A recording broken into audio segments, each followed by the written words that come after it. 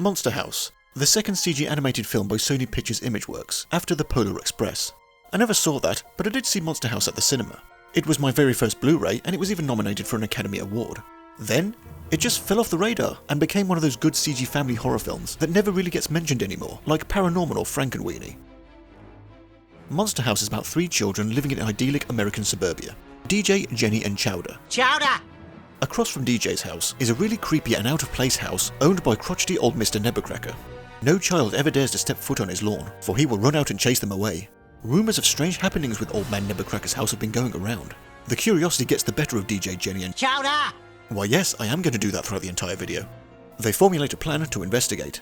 It's basically the Burbs but with kids. Sadly, we never got a Burbs video game, but Monster House did. Brought to us in 2006 by Artificial Mind and Movement, now Behaviour Interactive. Quite the list, so have I? Yes, Scalar, that was good. Funnily enough, they also made the Happy Feet game, and Happy Feet is the film Monster House lost the Best Animated Film Oscar to. I'm DJ. For my whole life, this was the house across the street. The game begins with DJ recounting what happened up until the point of them entering the house. An abridged account that doesn't really do it justice. Seriously, go see the film if you haven't, it's good. Sitting in the police car waiting for the cops to return, the house swallows them whole, car included.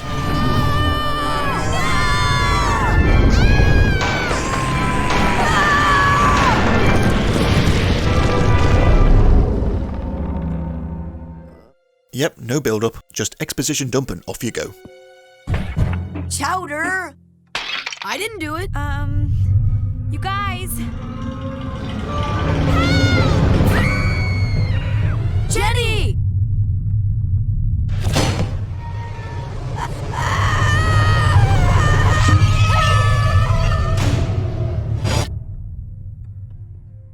Monster House is a third-person survival horror, skipping between DJ, Jenny and Chowder! with the simple goal of escaping the house, but that's easier said than done. I put a spoiler warning at the start and urged you to see the film, so final warning. Look. The reason the house is alive is because it's possessed by Nebbercracker's deceased wife, Constance. He met her at a carnival freak show. Being a big lady, a very big lady, she was one of the attractions. Nebbercracker saw past this and loved her anyway. He took her away from that grotesque life. They married, bought a plot of land, and started building the house. One Halloween, children would tease Constance for her size. She chased after them and accidentally fell into the unfinished basement concrete floor and died. And Nebbercracker has been trying to keep people away from the Constance-possessed house ever since.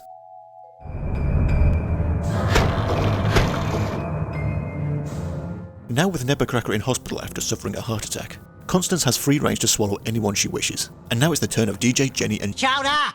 The house is a very typical creepy old house. I guess when you build your own house you can make it look any way you wish. And Constance and Horace, I'll stop calling him Nebbercracker, were into that kind of thing. Like all good survival horrors, the environment feels like it's alive and watching you, herding the player to where it wants them. Here, the environment is literally alive, and gives a real excuse for certain doors to be conveniently locked.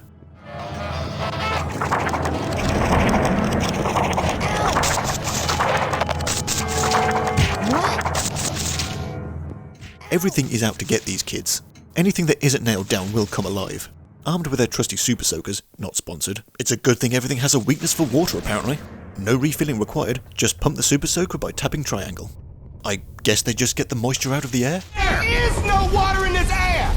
It would be more realistic to find a water source, but that would get annoying fast. But not too annoying with all the bloody pipes everywhere. Every 5 minutes a door or passageway is blocked by sudden pipes. Pipes in the ceiling, pipes to transport the kids around the house. I swear this house is 90% pipe. After an arbitrary amount of time, we switch to Jenny in the attic. Sadly, the 3 kids don't really have any unique abilities. Their secondary weapons pretty much do the same thing. They miss the opportunity to have something like Jenny is slim so she's the only one who can fit through air vents, and Chowder is heavy so he can weigh stuff down on something. And stuff there is. The environments are really detailed. A2M made Scalar and that was a pretty game too. When admiring the house, it struck me. This house is gigantic. You may make the connection of a large house being possessed by a large woman, but damn! How long did Horace take building this thing? Anyway, Chowder is in the basement, or the greenhouse, I'm not sure. This place has just as much basements as it does actual house, including this totally not creepy collection, shall we say. Hey Constance, you know what will help you forget that horrible life you left behind? All these reminders of that horrible life you left behind. Creepy carousel in the already creepy basement. It reminds me of the carousel from Silent Hill 3. It sure is easy to get separated. Whoa! Hang on, Chowder! Help! After finally being reunited in the foyer again, Jenny jumps on the light/uvula to save Chowder! This causes Constance to vomit them out of the door. They're out! Their ordeal is over. Guys? Nope, no it isn't. Crawling out of her foundations, Constance chases the kids down this conveniently straight and suddenly cluttered road. Dodge and vault the obstacles with the appropriate button. Press circle to Chowder! Guys, you could just run in between where there's no street junk, but whatever.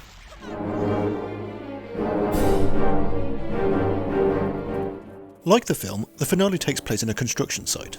Super Soakers ain't gonna do shit against the house as a whole, so Chowder! manages to start the unattended digger. Can you just start a digger? Don't they need a key? This seems very unprofessional. Anywho, it's finally time to put Constance to rest. It's a simple matter of drive up, smash house face, retreat when she swipes with her tree arm, drive up and smash, rinse and repeat.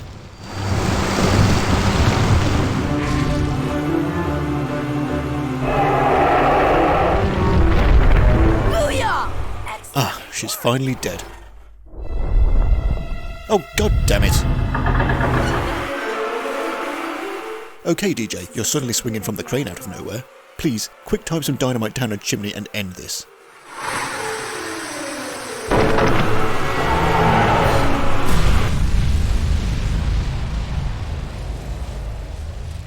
For my whole life, which seemed like a really long time, this was the house across the street.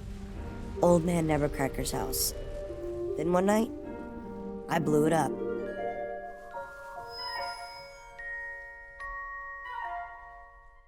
As film tie-ins go, this is pretty good. Despite leaving out much of the story, and going straight for the jugular as it were, it will still be enjoyed by those who have seen the film and those who haven't. Exploring this gigantic house was a fun spooky time. Better interaction between the three kids would have made for a good mechanic, like something akin to Martian Gothic's item exchange system. But no matter, this is a simple haunted house game and it delivers on that front. Chowder.